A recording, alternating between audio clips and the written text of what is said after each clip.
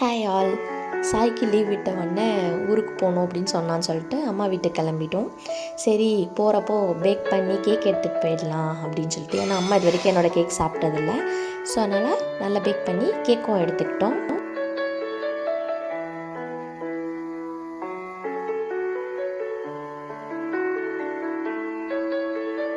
AC சீட்டில் தான் கிடச்சிச்சு. அந்த ஏசியெல்லாம் கொஞ்சம் நல்லா கம்மி பண்ணி வச்சுட்டு நாங்கள் கிளம்பிட்டோம்.